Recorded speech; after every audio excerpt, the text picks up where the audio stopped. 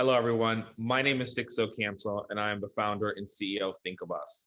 Today, it is our pleasure and our distinct honor to be able to share with you the voices of young people and our research that comes directly from those who have lived experience in institutional placement. So, with this, I am welcoming you to the national readout of the Away from Home report. During the pandemic, we witnessed a lot of tragedy. One of the tragedies that fundamentally moved me to my core was Cornelius Frederick, a Black teenager in foster care placed in a group home setting who lost his life because of the practices of the group home. After experiencing restraint from staff, he's no longer with us today. This led to a big conversation around what is going on in group homes, what are group homes, why are they here, and what are the uses of them. There has been a growing body of research showing the harm of institutional placement, but missing from that research is the deep, nuanced understanding of the lived experience of young people who had recently lived there. And so this research exists to fill that gap, to understand what are, from the perspective of the young people who have recently been in group homes, what are those experiences? After a year-long journey of being able to understand the experiences that young people are having in these institutional placements, understanding what the literature says about this, here's our take and here's where we're making the stance. Number one, young people deserve to be in family whenever possible. Number two, that group home should be used as some of the intended use, which was a treatment intervention when it is needed. But number three, that we should eliminate the use of group homes as long-term placements, especially when a group home, a young person's only being placed in a group home because there's a shortage of foster families. We need to do better as a system. We need to do better as a community. And so we need to make sure that young people have an actual home to be in. With that being said, I want to say thank you to the 78 young people who participated in this research, the 7 researchers who worked tirelessly on this project, the researchers who did a critical review, Child Trends who did a peer review, the Lived Expert Review Board, which was made up of people with lived experience who had just recently been in foster care or who have worked a whole lifetime in research, and who gave us their reviews. I want to also thank the Annie Casey Foundation for funding this work. Without all of the folks that were just mentioned, this would not be possible. And so I'm excited to introduce you to Sarah Sullivan, who led this body of work at Think of Us, who is going to share with you all a bit more. Thank you so much, Sixto. Hey, everybody. My name's Sarah Sullivan, and I was a project lead for this body of work from Think of Us. And I'm so excited to share with you a little bit about what we did. So this work began in the fall of 2020, and the purpose, as Sixto mentioned, was to really understand the intricate nuances of the experiences and mental models and opinions of young people who had recently lived in institutional placements in foster care. This work was led by a team of 7 researchers, 5 of them from Think of Us, which included Sixto and myself. Our lead researcher is Sarah Fatala, and you'll get to hear from her a little bit later today. Our team also included Bobby Taylor and Alexandria Ware. And our team also included 2 researchers, one Rodney Brittingham from the Annie Casey Foundation, and also Anne-Marie Ambrose from Casey Family Programs. So we had a team across 3 organizations, and of the 7 of us, 3 of us had lived experience in foster care. And of those 3, 2 had lived experience in group homes specifically.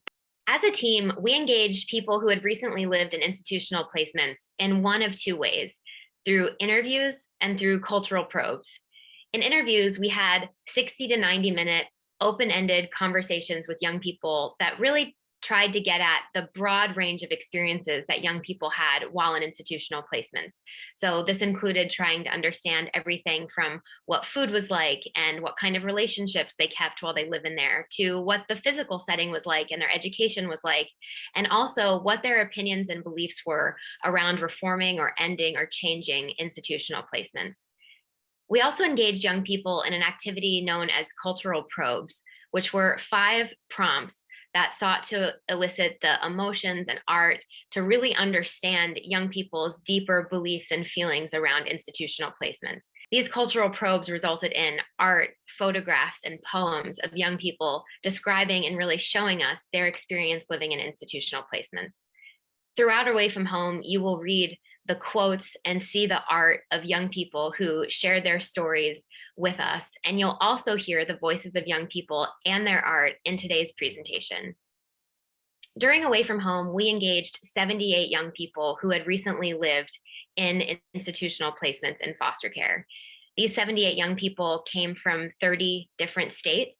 They had very diverse racial backgrounds in sexual orientation, diversity, and gender identity.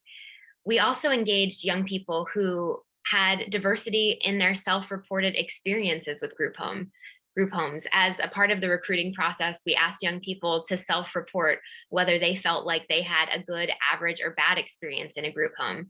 And the largest percentage of people reflected in the study had a self-reported average experience living in a group home. And then following the first drafts of Away from Home, we conducted a robust peer review process that included a critical review, an academic peer review, and also a lived expert review board review where we got young people with lived experience to review this work. So I'll speak to the terminology we use in Away from Home. Throughout Away from Home, we use the term institutional placements to mean all out-of-home, non-family, live-in foster care placements in foster care. These include congregate care placements like group homes, homes for pregnant and parenting teens, transition and emergency shelters, and all other out-of-home placements in foster care. This is different for us than short-term treatment facilities, which are not included as a part of this work, and also juvenile justice settings, which are also not included in our definition of institutional placements. At Think of Us, we're really centering lived experience in really innovative, interesting ways. And I want to share some of the ways that we did that in this project. One is the project centered on the 78 young people who we asked about their experience in group homes. Another is we formed a team of researchers that was made up of many people with lived experience in foster care and in group homes. Another is following the initial creation of the findings and recommendations, the team went back to the 78 young people and asked them to review the recommendations and provide feedback. We then used that feedback to actually reframe and rewrite earlier versions of the paper. We also formed a lived expert review board where we asked people with lived experience to peer review the paper.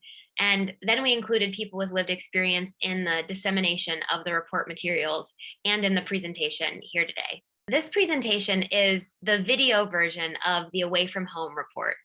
In this presentation, you'll hear from several young people who are a part of the study. You'll hear them share pieces of their own story. You'll hear them read quotes. You'll hear them read poems and react to the art that's in Away from Home. You'll hear from my colleague, Sarah Fatala, the research lead, and she's going to walk you through all of the findings of the report. Then I'll be back and I'll share the big picture conclusions and also the recommendations that we have. And then you'll hear from many leaders in child welfare, including Sandra Gasca Gonzalez from the Annie E. Casey Foundation, and also David Sanders from Casey Family Programs.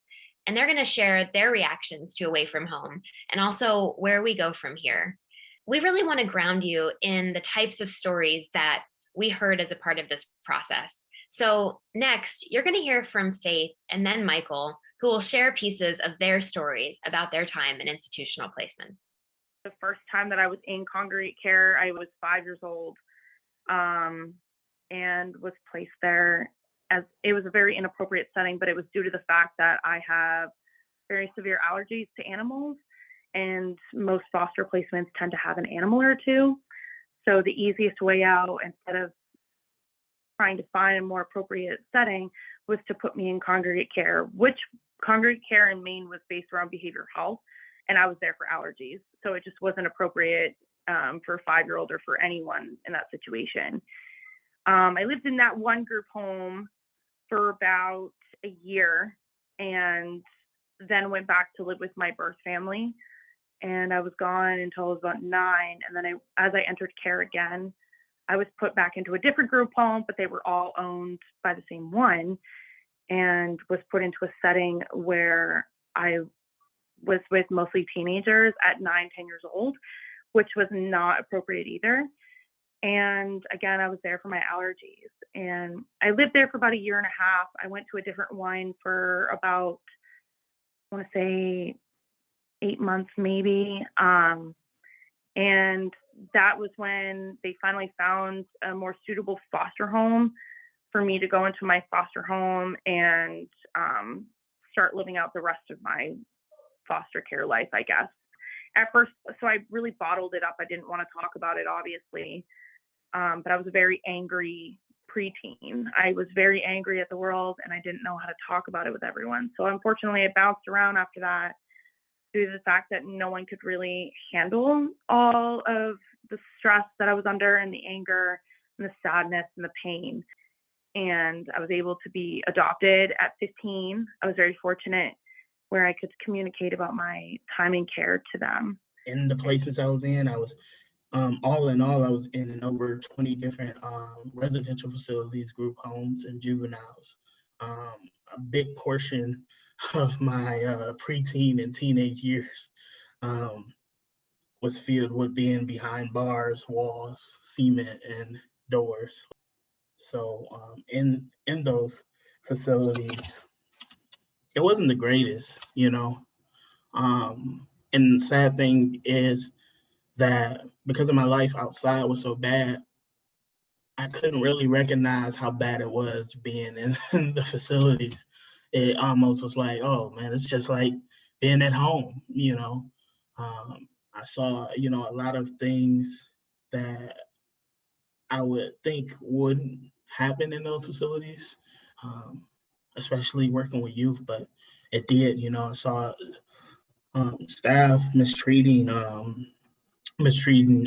other youth in the programs. I saw a lot of people just coming and they, you know, we have this saying where, you know, you're just here for the check, and they're like, yeah, I am, you know.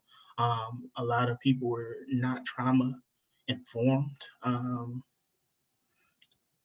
you know, it really, you know, it almost made you want to become numb to the world, because you come into this place looking for help, and you get everything except that. You know, the bullying doesn't stop.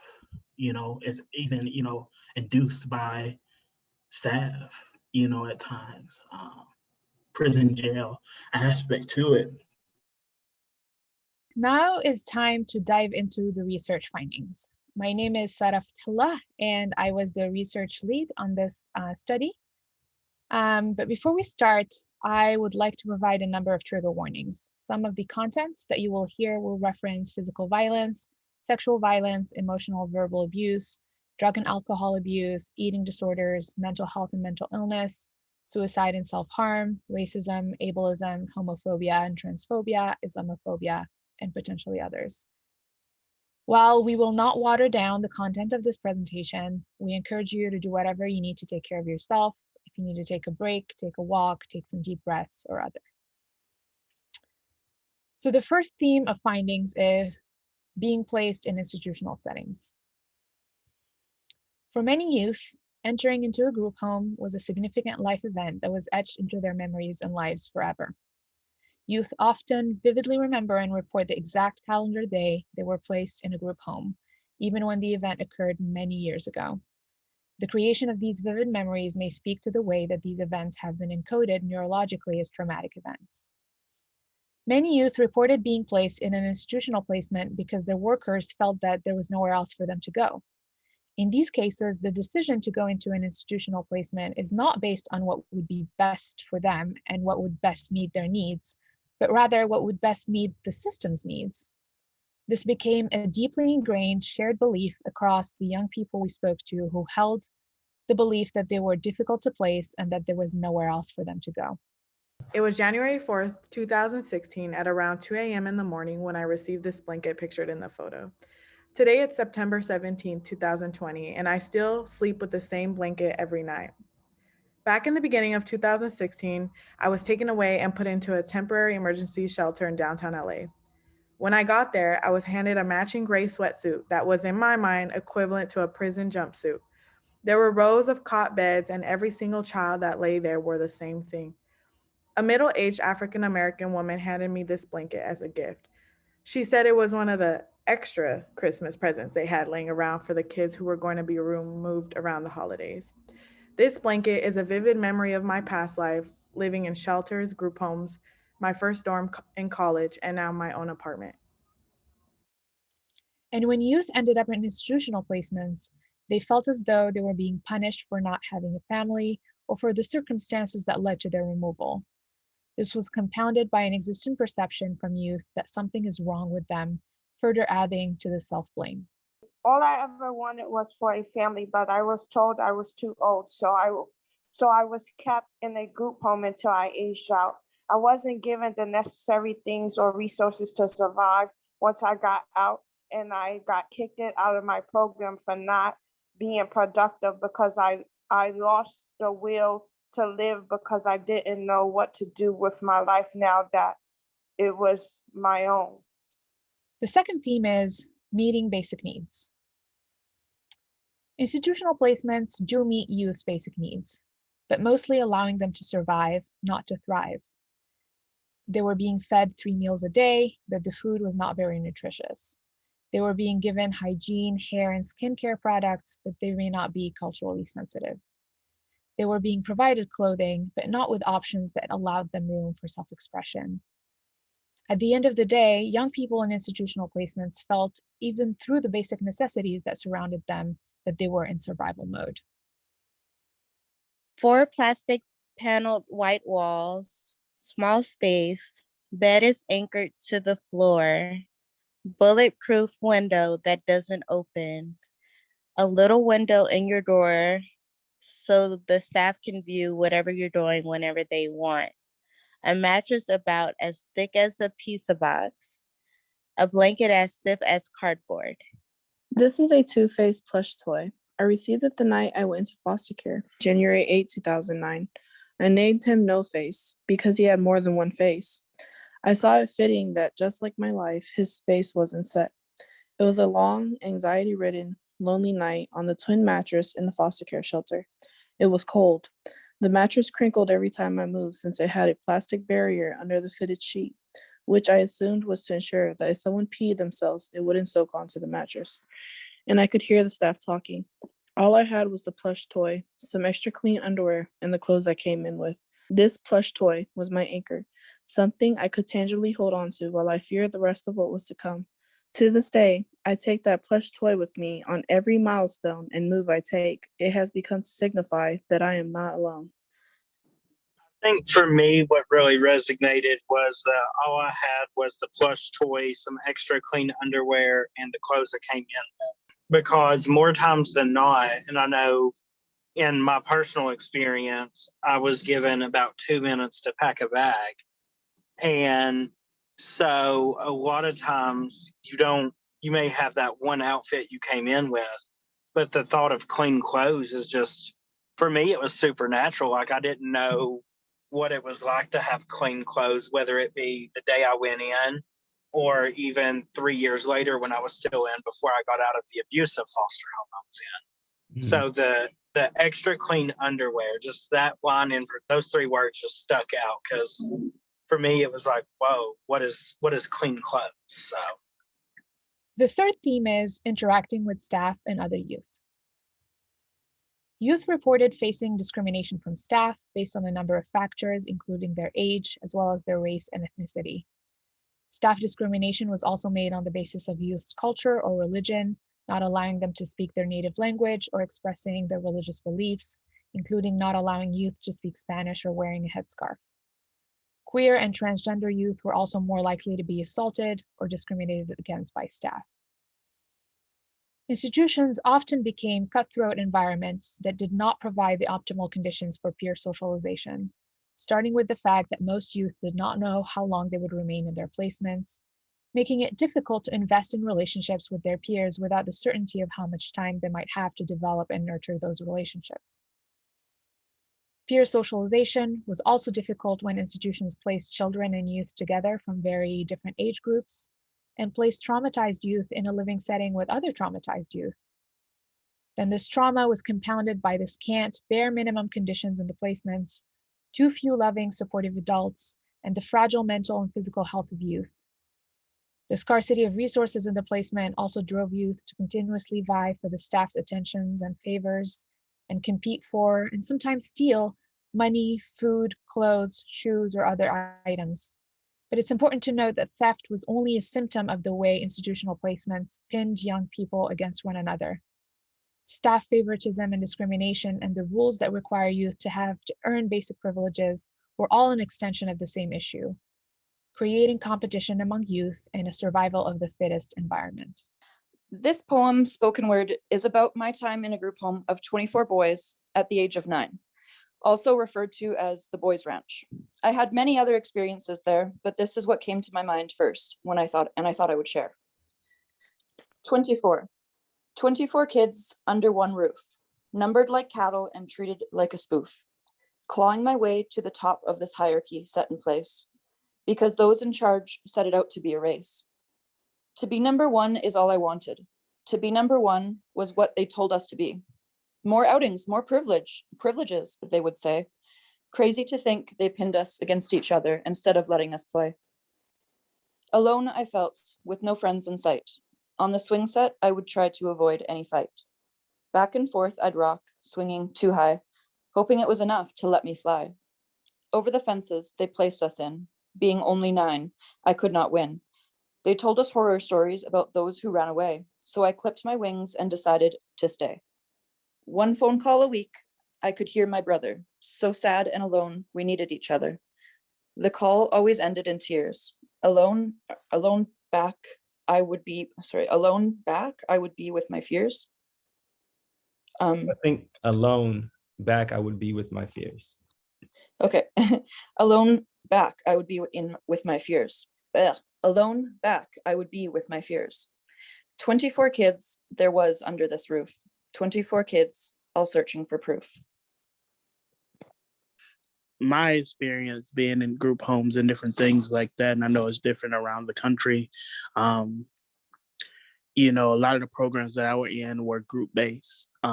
And with them being group-based, if someone was to act up or do something wrong, we would lose certain privileges.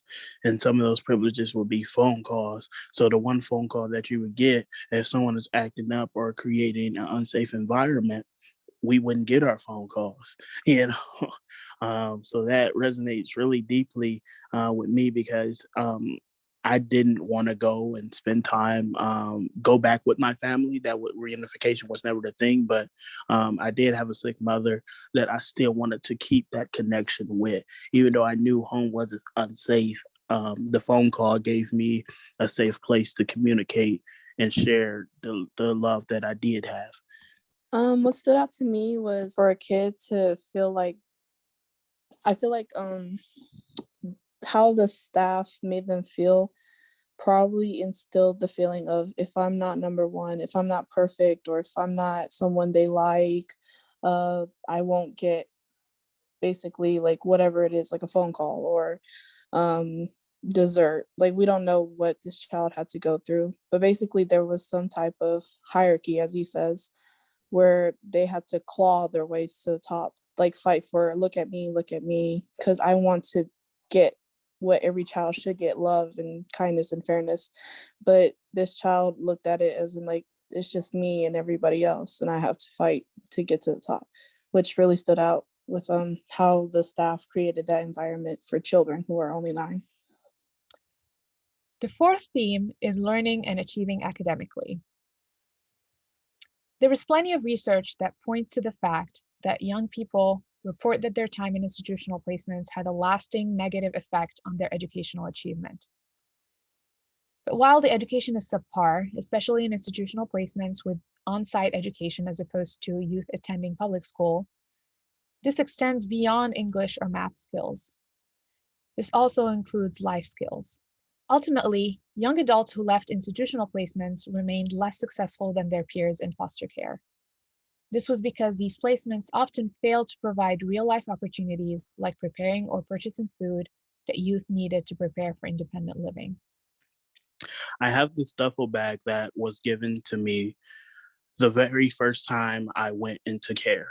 I have kept it this long, and it just reminds me to never get comfortable anywhere until I finally reach my goals. This duffel bag has been with me since the beginning of my journey. And even though it started out rocky, it's a part of my testimony. Definitely for me, I'm still in college. I've achieved a lot of different certifications, but I'm still working on getting my degree. Even in my life right now, I would wash clothes, fold them, but I have nice dressers and stuff, but I don't put them in. I keep them in my basket because my basket is easy to put in my car if I need to relocate. The fifth theme is developing socially and emotionally.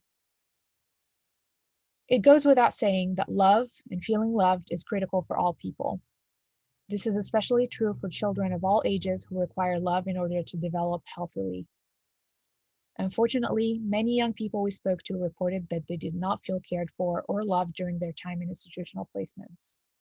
Many felt that group homes were not set up or designed to provide the love they needed. Unfortunately, many youth came to believe that love is contingent on their behavior, that they may only be worthy of love based on how they behaved. Because of this, many youth were extremely self-critical, self-blaming, and hard on themselves, with the belief that if they had behaved differently, perhaps they may have gotten the love they needed. But when they realized that no matter their behavior, they would not attain the love that they crave, youth shut down emotionally. Lastly, a hallmark of adolescence is beginning to develop a peer social network and participate in social activities with people your own age. However, youth in institutional settings almost uniformly expressed that they were unable to participate in normal, age-appropriate activities. This included participating in holiday activities like trick-or-treating, after-school activities, social activities with friends like sleepovers, after-school sports, having a job, dating, and important milestones like going to prom. So normal question mark. What is normal? Is it a feeling? Perhaps an emotion? Whatever it is, I'll never know. Is it a prescription? What aisle is it in at the grocery store? Is it something I can even afford? But wherever would I find it? What does it smell like? Can you touch it? Perhaps it tastes good. But how would I know if I found it? What is normal? And with this, I was an LGBTQ youth in placements that were not accepting. That's why I wrote this poem. It cannot be overstated how detrimental this was to youth's social development and sense of normalcy. I lost contact with all friends once I was in residential for over 2 years. I didn't have a phone my whole stay, and the only people I knew were the ones I interacted with at the house or the residential placement school. It was a small world that affected me once I aged out, because once I went back to society, I was in shock, scared. I had been in residential for 2 years, and I didn't know what the heck to do with all these people on the outside world who had no understanding of my bubble. The sixth theme is building and maintaining connections. Universally, youth expressed that institutions highly restricted the relationships they could maintain, with placements having lists of approved contacts that youth can interact with. In addition, youth reported that their communications were highly monitored, where youth were not allowed to have private conversations as staff would listen in or record phone conversations. In addition, youth reported that their communications were highly monitored, where they were not allowed to have private conversations as staff would listen in or record phone conversations or read incoming mails. Youth also reported that they did not have access to a cell phone or the internet, which are essential in remaining in touch with the people in their lives. The forgotten ones.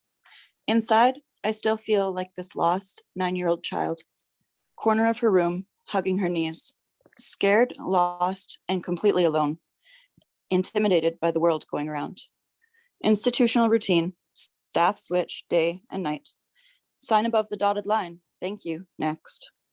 We are like zombies. Highest dosages the doctor can prescribe. Indestructible four walls and a bulletproof window. Impossible to escape this hell. Regardless, there's nowhere to go. Like prisoners, like dogs, accepted and excused by the public eye. Loved and cared for by none. We are the forgotten ones that unwillingly surrendered our souls, wishing this nightmare could just be done. To the devil I sold my soul. A dozen heads roam around slow. Hopeless, lost children, institutionalized and hating themselves. No clue what life could have been like if another human being in this world so large could have seen the potential my eyes promised. Glowing green eyes filled with strength, outshining, glistening with hope. They screamed the need to be loved, but my destiny was already wrote. I guess the whole concept and the title for me, it's the forgotten ones. When you forget someone, you're not able to like build a connection or a relationship with them because basically they don't exist in your life. Like when you have a relationship with someone, that person holds a significant amount of like leeway in your life. Like your mother, if your mom's upset, you take the time out of your day to like go and comfort her because you remember her, because you guys have established that connection. You don't necessarily care about someone you don't even remember. Additionally, many young people did not have many friends while in institutional placements and found it difficult to maintain friendships over time. This led youth to feel isolated and alone. And worst of all, youth reported feeling so embarrassed that they did not tell people in their lives that they were living in an institutional setting. Because of this, many supportive people in their lives literally did not know where the youth lived or what youth may be in need of help. This meant that the people who are most equipped to help the youth, their network of friends and supportive adults, were unaware of the youth's needs and unable to step up to help. The seventh theme is receiving punishment and discipline. Many youth reported that institutional placements evaluated their behavior against a system of behavioral levels. These levels dictated their ability to access clothing options or haircuts. At the lower levels, even the most basic needs can be taken away. I think of what I drew as a piece that symbolizes us, the kids in foster care, feeling trapped. For me, at least, my biggest fear is becoming my parents. I do not want to fail in my life, and I feel trapped in the fear of getting old. I also think it shows how the adults are turned on one another, but there is these children inside them trying to get out. I do not think a youth should be limited just because there are some unforeseen obstacles in the way. Lastly, you see a almost prisoner-like setting because being in the system can feel like a prison or a life sentence. I think anyone who has not experienced congregate care does not know these emotions, but I hope someone can find my meaning within this drawing. I don't know if that's a world behind them, but like the two people have the little kids inside them, and then it looks like there's a world right behind them. So it's like, and they're not even facing it or acknowledging it. And it's like the world is, you know, that saying, the world will go on no matter what happens to you. And like, that's what it's literally happening. And it's not like outside the prison wall, it's literally inside them. So it's like their entire world is spinning without them. It's relatable when the person wrote that I feel trapped in the fear of getting old and I don't want to fail in life. That's very relatable because I know a lot of people that's in the system, youth, feel that way, like you know, because you got to deal with your life and then try to go to school and do everything you have to do to become successful and etc. You know. In interview after interview, youth unpromptedly compared the institutional placements that they lived in to prisons, jails, or juvenile detention. Youth did not always imply that institutions were worse than carceral settings, but they frequently used them as the point of comparison. And the reason for that is that some institutional placements restricted youth's freedom of movement and did not allow them to leave. Others relied on overly harsh and unproductive punishments, such as removing doors, searching through youth's belongings, taking away visits from family, or requiring youth to perform unnecessary tasks. Lastly, while some youth indicated that they did not experience physical punishment, although some did, another commonly used form of punishment against youth was the use of force and restraints. They said I was in that facility because I was deemed to be a danger to myself or others. But yet I was the one being abused and locked in rooms. The eighth theme is around healing and dealing with trauma. Foster care, including institutional placements, promises to be a reprieve from abuse, neglect, and further trauma. But this promised reprieve is not always realized. Instead, youth's initial trauma was often compounded by having to adjust to an unfamiliar, often isolating and unsupportive setting, as well as experiencing or witnessing additional abuse. Youth's trauma was rarely holistically treated or resolved, as the mental health services that youth were offered did not always help. Moreover, institutions rarely involved youth in the design of the healing plan. As such, their trauma was pathologized and medication was often the only coping mechanism offered to address trauma, and many youth felt they were wrongly diagnosed or over-medicated. The forgotten ones. Inside, I still feel like this lost 9-year-old child. Corner of her room, hugging her knees, scared, lost, and completely alone, intimidated by the world going around. Institutional routine, staff switch day and night. Sign above the dotted line, thank you, next. We are like zombies, highest dosages the doctor can prescribe. Indestructible 4 walls and a bulletproof window. Impossible to escape this hell. Regardless, there's nowhere to go. Like prisoners, like dogs, accepted and excused by the public eye, loved and cared for by none. We are the forgotten ones that unwillingly surrendered our souls, wishing this nightmare could just be done. To the devil I sold my soul. A dozen heads roam around slow. Hopeless, lost children, institutionalized and hating themselves. No clue what life could have been like if another human being in this world so large could have seen the potential my eyes promised. Glowing green eyes filled with strength, outshining, glistening with hope. They screamed the need to be loved, but my destiny was already wrote. All too many times it's a matter of, well, here's the behavior the foster parents see and the group home see and the DCS staff are seeing. So let's throw a medication at it versus let's find the trauma underneath that's causing it. They would rather treat the behavior versus treat the trauma causing the behavior. The ninth theme is nurturing a sense of self. Institutional placements can feel to youth like cookie cutter or one-size-fits-all placements.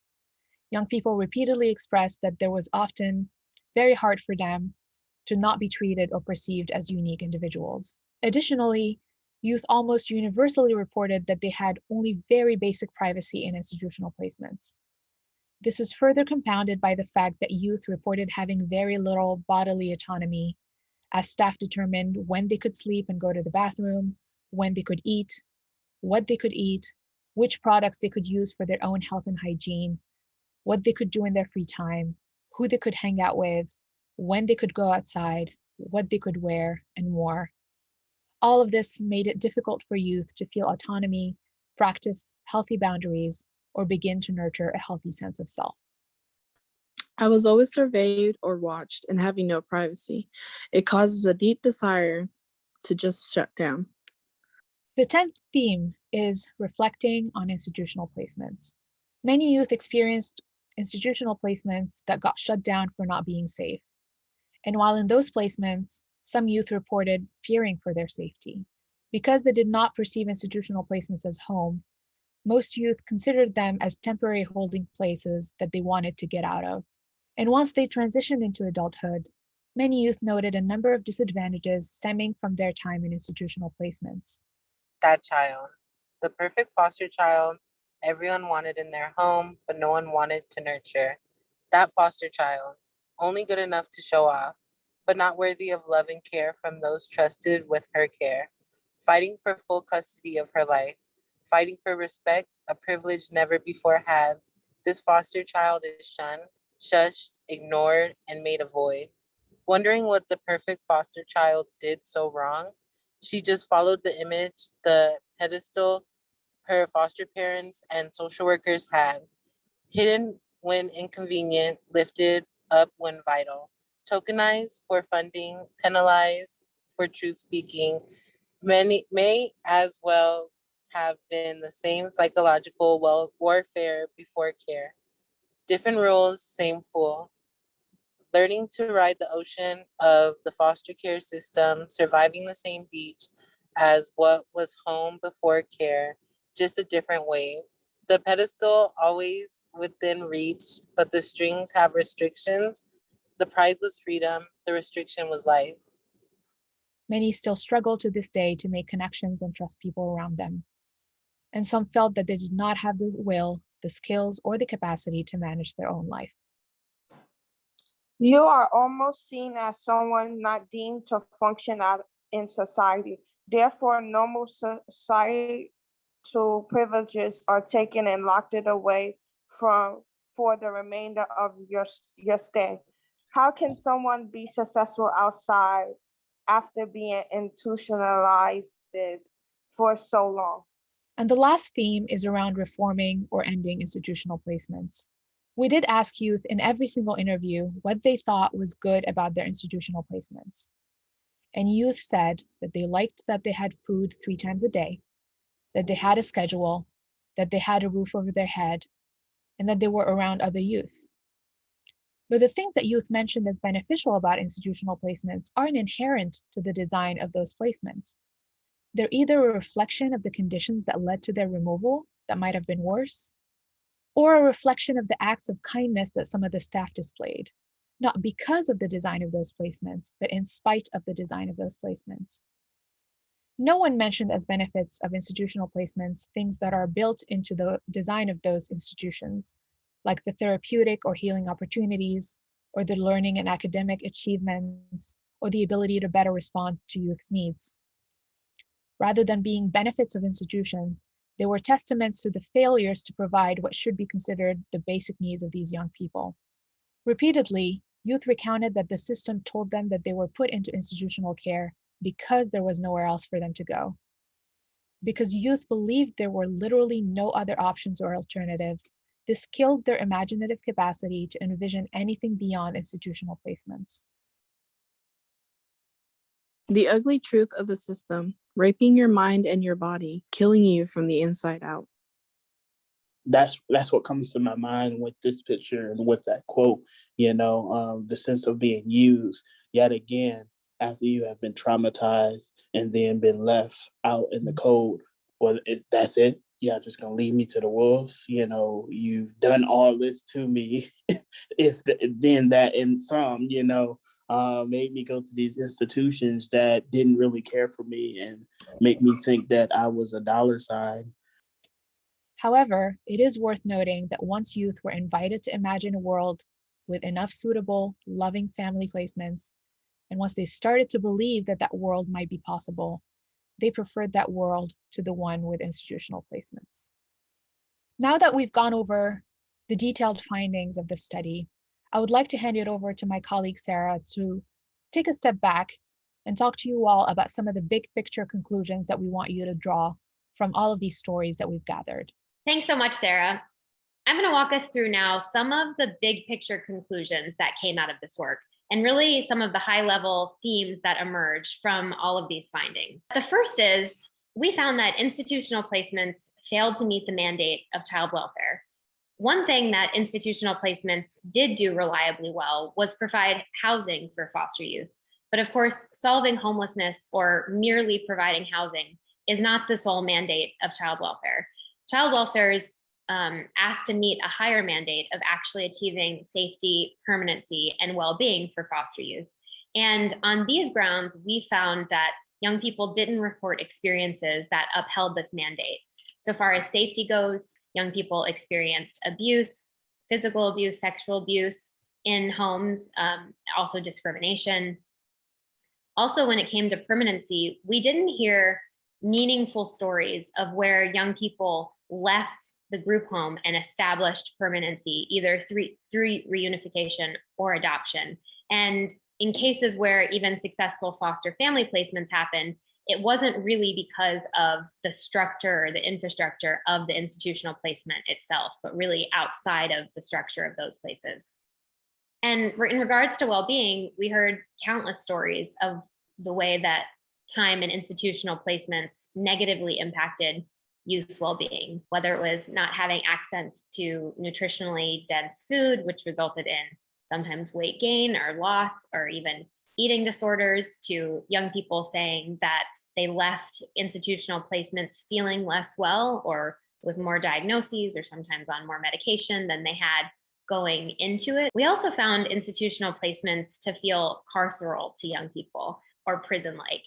It was really striking to us that when we did our synthesis, we collected all of this raw material through the research process, and we sat down for the maddening process to make sense of everything that we had just learned. And what was really striking to us is that the first biggest category of insights that jumped out, literally the biggest category or bucket of insights, had the word prison on top. In countless interviews, young people compared their experiences in institutional placements to prisons. Now, many times the experiences were better than prison. It's not that they were necessarily worse than prison, but young people themselves compared their experiences to prison. And just want to be clear that nowhere on our interview guide did we ask anybody about prison or prompt anybody about prison. It was young people themselves that really drew these comparisons. And of course, they had many of the elements of carceral environments, like being highly surveilled and relationships being very surveilled and having lack of control over kind of basic bodily autonomy, such as how long you can take a shower and things like that. And because of this, in large part, I think institutional placements also felt punitive. I think because many young people compared their experiences to prison or to jail, it had this mental model that being in an institution actually was a punishment. And some young people felt like they were being punished for their parents or whoever they were living with before care for their mistakes. In one case, a young person said, "I thought I was going to jail for calling on my own mom." But young people also felt like they were being punished for the system's failures, that because the system couldn't find a meaningful placement for them, that they were being punished by being put into an institutional placement. And then, of course, many young people simply didn't have much transparency into what was even going on in their case. So, for example, how long they would live in an institutional placement. One person said, "I thought I was going to be there a week, but I was there a year."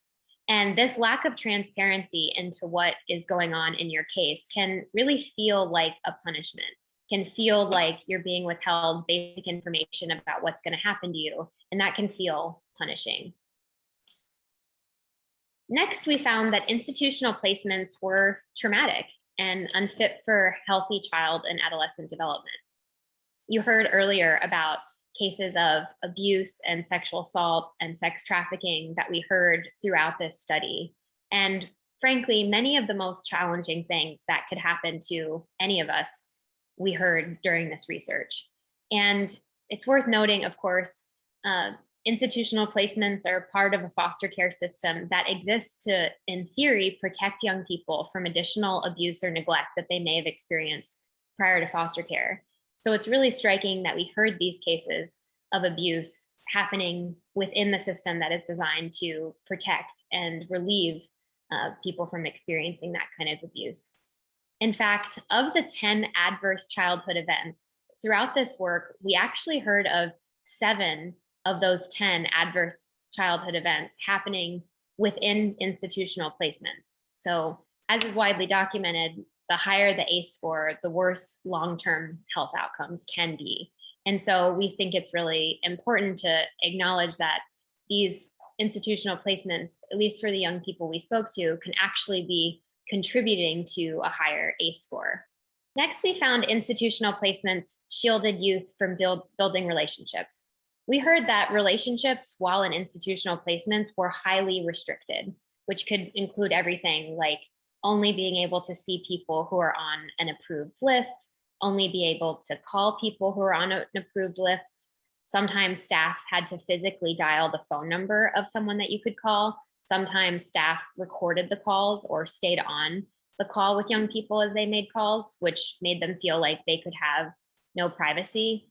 In other cases, even letters weren't private, as letters would be opened by staff before they'd be given to youth, or sometimes a youth had to give over their letters to a counselor as a part of their counseling treatment. And so youth's relationships were really highly restricted and surveilled. Obviously, the spirit of this is likely good. It's to protect young people from so-called bad relationships. But what we do when we do this is also shield young people from the good relationships, the supportive relationships, the protective relationships, the buffering relationships, which are so critical to not only young people's well-being, but also establishing permanency and establishing those kinds of relationships that can be there for them on the other side of institutional placements. One really moving story of this was a young man who, when he entered an institutional placement, he was asked if he had any hobbies, and he actually didn't, but in that moment he knew, I better have an answer. And so he said, I run track. And because he was well behaved and because he made good grades, the institutional placement supported him running track. And he actually tried out for track and made the team. But even though they allowed him, in theory, to stay after school to run track, they wouldn't arrange for or provide transportation after school to run track. But thankfully, a group of area foster moms heard about the situation and they banded together and they took turns driving him home from school after track practice. And the drive was about 15 minutes. And one woman in particular, one foster mom, would drive him 2 to 3 times a week.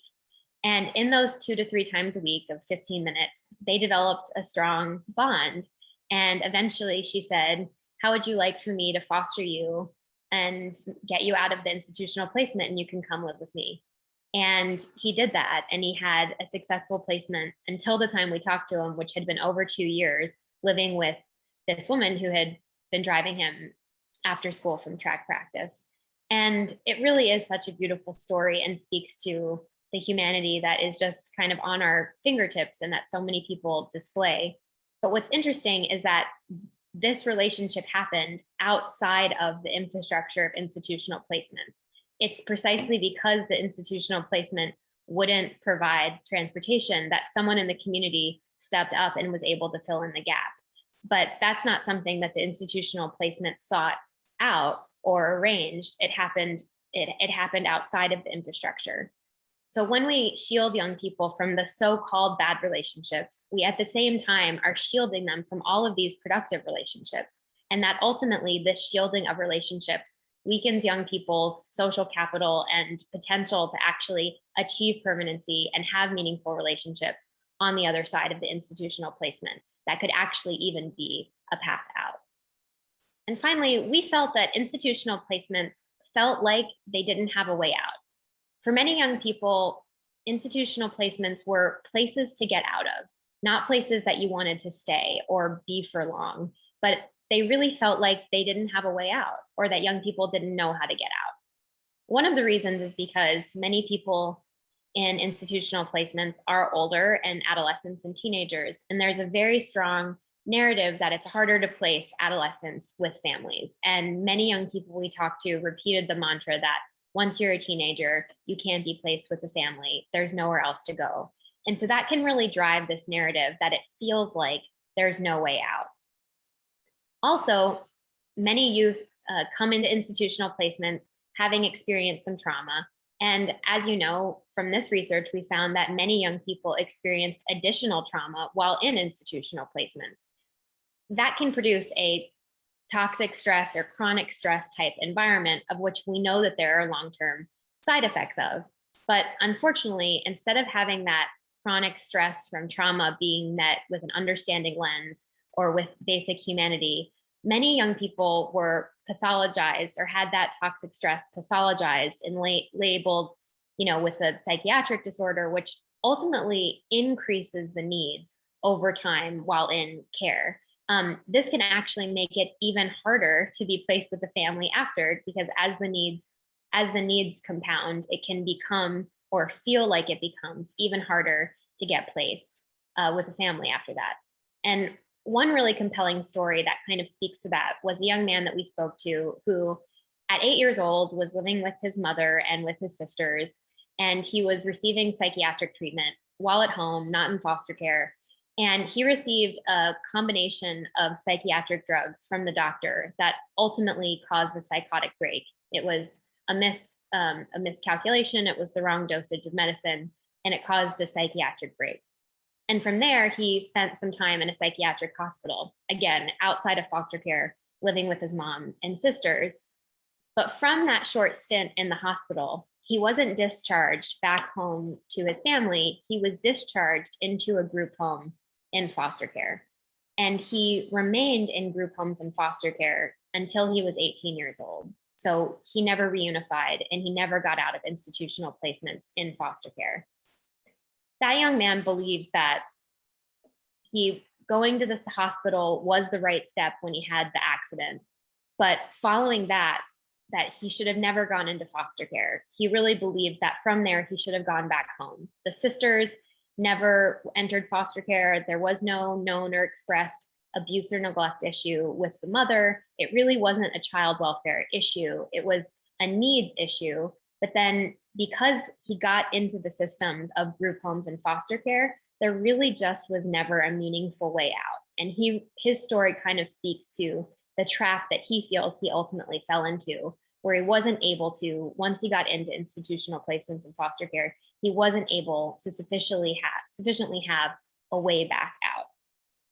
So for many youth, institutional placements felt like there just was no way out. So moving on from these big picture conclusions, I want to draw your attention to some of the recommendations and alternatives to foster care that we're putting forth and that are informed by young people that we spoke to.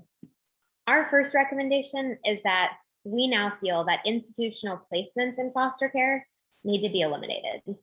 After hearing heart-wrenching story after heart-wrenching story, Think of Us felt we could not, in good conscience, recommend that institutional placements be upheld in any way. All possible benefits to institutions that we heard seemed negligible when compared to the overwhelming and obvious harm they caused the vast majority of participants. We feel that eliminating them is critical to ensuring the well-being of youth, reducing and healing their trauma, achieving equity and racial justice, and freeing young people from inappropriately restrictive settings. So for these reasons, we believe that institutional placements must be eliminated. That said, we go deeply into this topic in the full report. And one thing I want to draw your attention to is many young people's mental models and beliefs around eliminating institutions. And part of this is that many young people had a very real, understandable concern that eliminating institutions would be worse for foster youth if we did not implement better solutions. And this really is quite wise. The mass closure of psychiatric hospitals in the 70s and 80s in the United States, many argue led to increased homelessness and incarceration for mentally ill and people with mental health challenges. And we're very mindful of the fact that we could absolutely do things wrong. And our first best recommendation is, while replacing institutions, we absolutely have to replace them with alternatives that are going to work better and that are not going to be worse for foster youth. So what this means to us is we cannot just eliminate institutions and replace institutions with another institution by a different name. We have to actually swim upstream and solve the core problems that brought us to this place to begin with. And part of that is, a place to start is asking youth where they want to live and to do everything possible to make that a reality.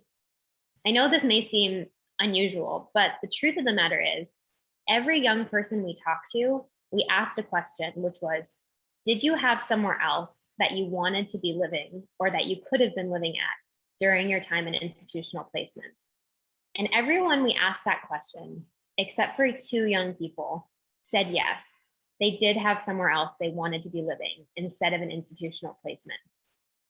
And each time we would talk to them about that option and see why that placement didn't happen.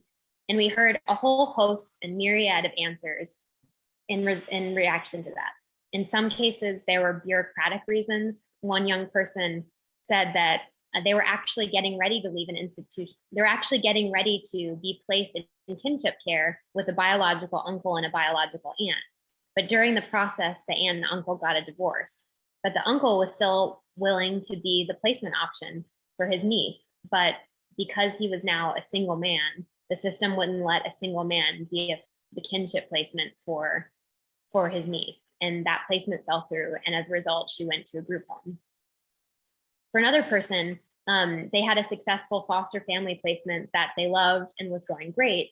But eventually the foster grandmother or the foster mother's mom moved into the home. And the foster grandmother was 80 years old. And she had an item on her criminal record from when she was 30, over 50 years ago, that actually she had never been convicted of. It just had never been expunged from the record. And because the foster grandmother moved into the home, the system moved this young woman out of the placement. And even when the record was expunged within 2 weeks, the system wouldn't allow her to go back to that foster family placement. And as a result, she never had a foster family placement in foster care again. In fact, they were going to move her to a group home, but she so refused to go to a group home. She absolutely refused to go to a group home that the system drove her to a homeless shelter, where she stayed at a homeless shelter while under the purview of child welfare. So this was a bureaucratic example of something that disrupted a good foster family placement. And then there's an example of the young man I mentioned who got into group homes for over 10 years after the psychiatric episode. And if you asked him where he wanted to be living during his time in foster care, he would say back home, that he didn't ever understand why he was put into foster care to begin with. And he always wanted to reunify back home. So we found that asking youth where they want to live and doing everything possible to make that a reality is a really compelling first place to start with ending institutions, because just so many young people did have somewhere they wanted to be.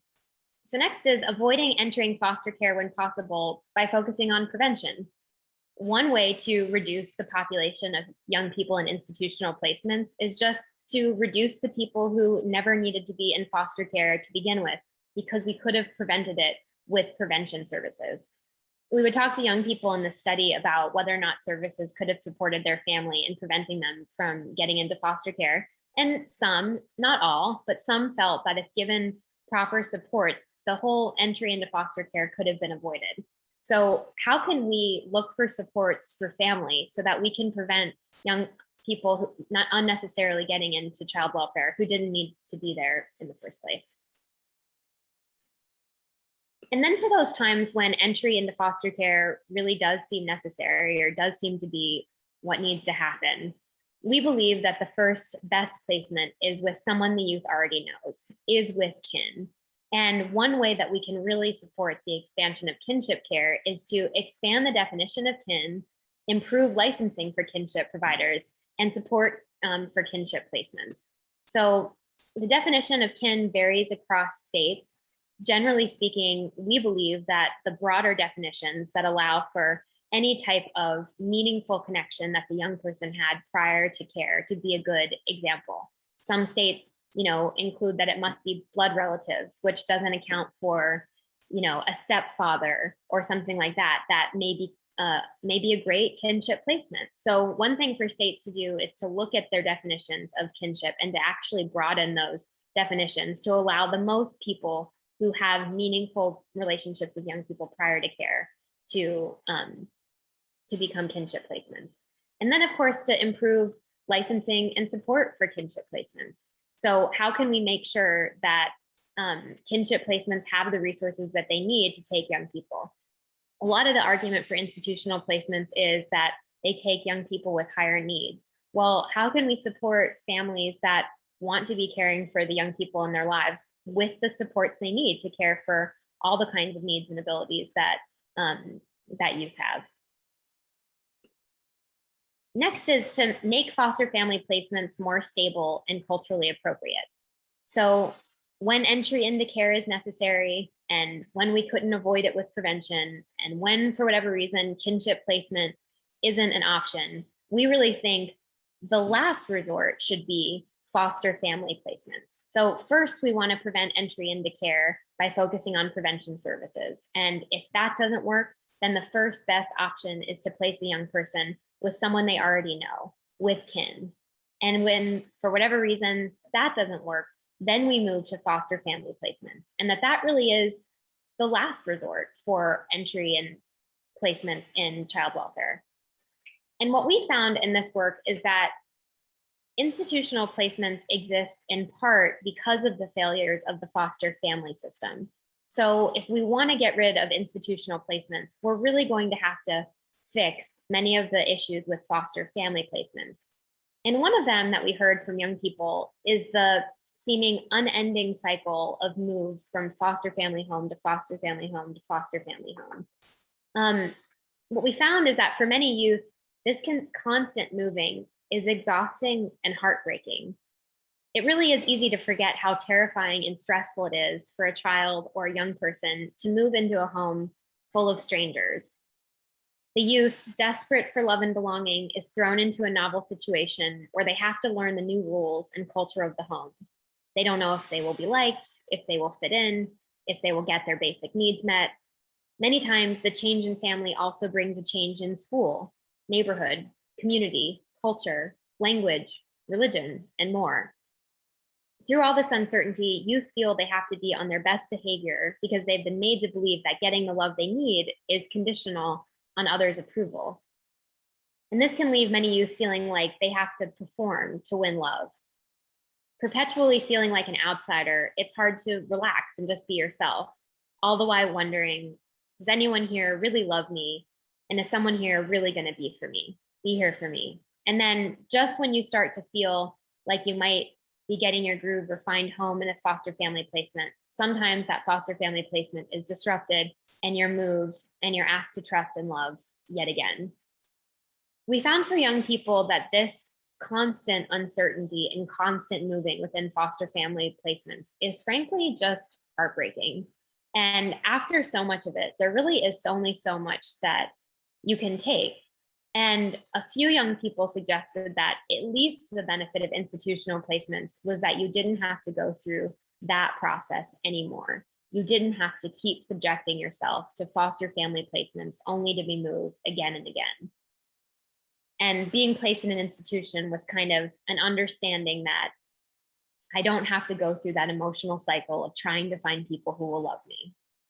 And really, that is a pretty harsh critique of the foster family system, not so much a benefit of institutional placements. So we really need to think about how do we make foster family placements where we are not subjecting youth to so many moves. And when we're placing them with foster families, we actually are connecting them with people who live in the same neighborhood, who speak the same language, who maybe practice the same religion, and are affirming of all the identities that young people come into care with. Next, we feel, even if we do all of this, we phase out institutional placements, we prevent new entry into care through prevention where possible, we place young people with kin as a default first placement, and when we can't do that, we place them with meaningful, culturally appropriate foster family placements. That even then, as institutional placements are being phased out, we recommend that we accommodate youth's preferences for where they want to live. There's going to be 16-year-olds to 18-year-olds who are stuck in the gap in between as systems change. And we recommend that we really listen to youth's preferences for the young people stuck in this gap. There's going to be a 17-and-a-half-year-old who would rather ride out the rest of their time in a group home rather than having a foster family placement for their last 6 months before they age out. And for these young people who are stuck in the gap, we really recommend accommodating their preferences during this time that the system changes. And then finally, we recommend that through all these policy changes that will happen, as states decide to phase out institutional placements, as they decide to beef up kinship care and services and support, that we really center lived experience in the research, design, and implementation of all of these changes. That just like how this project has aimed to center young people in all of its work, we really ask and hope that all the policymakers and implementation leaders will do a similar process, that this away from home report is not the end of lived experience voice in the conversation around institutional placements, but that really it's the beginning, that this is a path forward for how we can center lived experience in the design and implementation of policy changes that are on the horizon. What's really incredible is that away from home has already helped inspire several states and local governments to be a part of the growing movement that's been happening for many years around ending or dramatically reducing institutional placements. It's been deeply humbling to be a part of and to see how states are making such bold actions and commitments to dramatically reduce and eliminate institutional placements. To get involved with this work in your state, join the Annie E. Casey Foundation and Casey Family Programs and their learning and sharing community of practice. To get involved, contact Rodney Brittingham. And for everybody here, we'd love to share these calls to actions with you. Please read Away from Home. This presentation is just a snippet of what's in that publication. There are so many quotes from young people, so many more artifacts and pieces of art that really explain the nuances of young people's experience. And we'd really encourage you to take a look. We'd also encourage you to organize a screening of this national readout. The video is going to be available after this is over. And if you're compelled by this information, organize a screening with your youth board, with your peers, with staff at your organization, with social workers at social work schools. And then you can use the discussion guide that we have on our website to have a conversation. We know that many of these topics are really challenging and difficult topics. They're also really personal to a lot of us, especially those of us who have lived in institutional placements. And we created the discussion guide as a way to walk you through some of those difficult conversations. We'll also have some other events coming up, including a table talk, which will center the voices of young people who've lived in these places in their reflections about this material, and the methodology event that will actually show you the making of this kind of project and how we can center lived experience and more work. So check out the Think of Us website to learn about those things. And lastly, we'd invite you to share this work on social media using the hashtag #AwayFromHome. We're inviting people who weren't even a part of this study to consider submitting reactions to those cultural probes. So submit a piece of art that reflects your time in an institutional placement, or submit a poem that you might speak at an open mic night that demonstrates your experiences in group homes, and put it on social media using the hashtag #AwayFromHome. And you can help the world see what the experiences are like for young people in institutional placements in foster care. Thanks so much. I'm going to now pass it off to my colleagues at the Annie Casey Foundation and Casey Family Programs to speak a little bit more about the impact of this work. Hi, my name is Sandra Gasca Gonzalez, and I'm a vice president at the Annie E. Casey Foundation. My role there really is to focus on building brighter futures for children, youth, and families. And I do that by having the responsibility of focusing on juvenile justice system reform and family well-being, which includes prevention into the child protection services systems, child welfare system reform, and older youth strategies.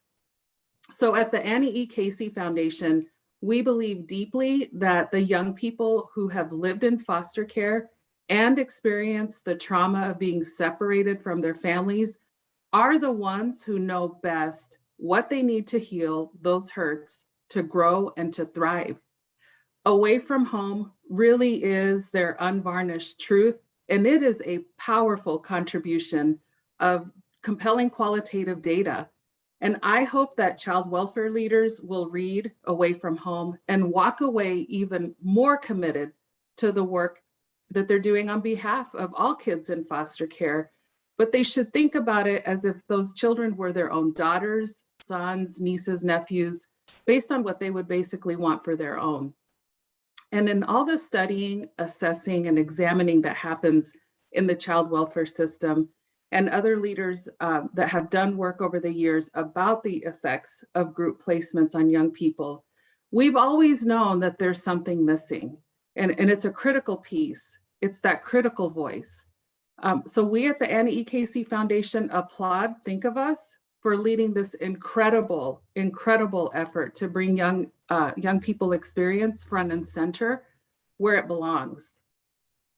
And you know, people can disagree about the extent to which group placements harm young people, but what cannot be disputed is the youth experience, as told to us in their own words and in their own images.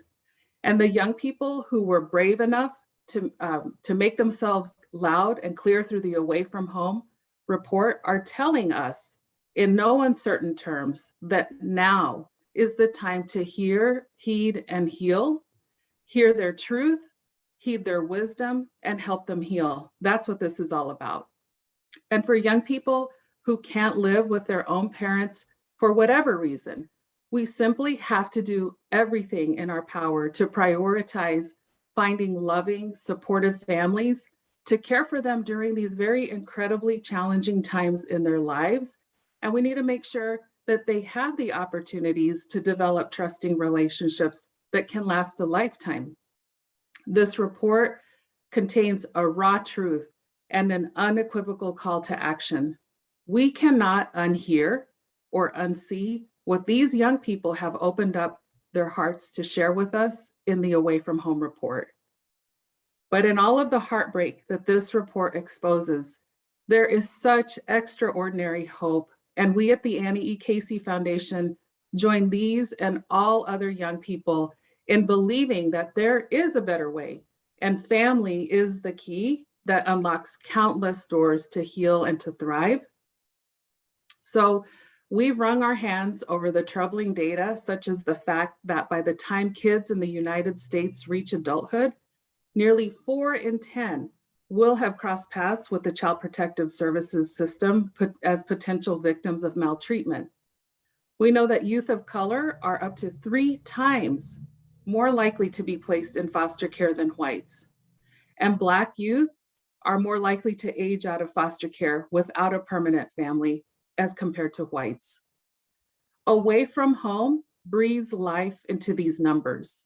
These are real young people. They could be your next door neighbor, your niece, your nephew. They are not just child welfare statistics. They are our future, and they are our right now. Thank you so much for giving me a chance to say a few remarks. Hello, I'm David Sanders, and I am an Executive Vice President at Casey Family Programs.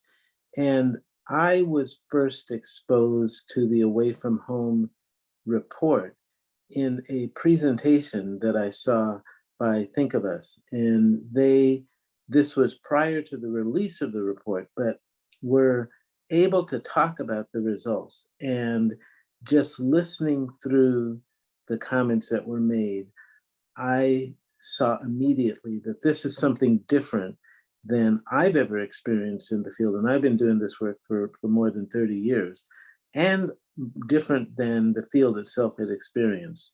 And what made it so different was the honest, raw voices of young people talking about their experience in group care. And not only talking about their experience, but providing visuals of their experience, as well as beginning to talk about what the solutions might be. And it's the solutions part that I've been particularly excited about. The several comments in the report have stuck with me since my first view of the findings, and then actually reading the report.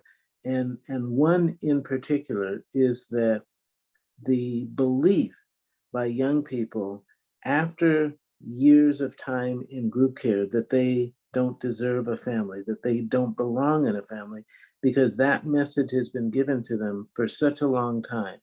And that to me is something that should be absolutely intolerable to all of us. And what it convinced me of, and this is a solution that is described throughout the report, is that we need to make sure in the child protection system, which intervenes, takes children away from their families, saying that we can put them in a better environment, that in fact, we haven't found a better environment than family and or individuals that young people trust and are comfortable with. And that we shouldn't use any other setting for young people, other than family and those that they care about, they know, and they trust. And there are two other pieces that I would just say are important messages from the report. In addition to the recommendation to assure every child is with the family, a second is that that everybody needs to listen to young people and individuals who have lived experience. That really is the solution that we have sought for years of how we fix this system. And it's presented so elegantly and so simply in this report. Listen to the young people who've experienced the placement in the child protection system. And then finally, the fact is that we need to focus on preventing the need for foster care in the first place. And that's a theme that comes through loud and clear in the report. So I want to close by congratulating Think of Us for what I consider to be a seminal report that will have an impact on this field unlike anything in recent memory. I want to say thank you to everyone who has tuned in. And as Brian Stevenson would say, we cannot be effective problem solvers from afar. We have to get close to the experiences, those nuances of experiences that people are having. And doing that is going to feel uncomfortable, because getting close means that we start to understand people's suffering, people's inequitable experiences in a very different way.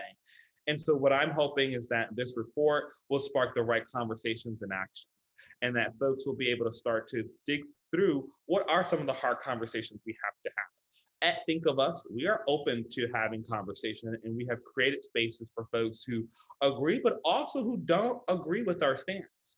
And so what we'll say is that our doors are open to have these good, hard conversations and to continue to co-create solutions that work for our young people. And so I'll reiterate our stance by saying that, look, today we are talking about the elimination of long-term group home placements that are being used as a replacement for family. Every single young person deserves to be in a family. This is a different conversation than talking about treatment and behavioral health interventions. Like, that's a different journey. What we believe should not be happening right now is that young people are being placed in group homes as a long-term placement option.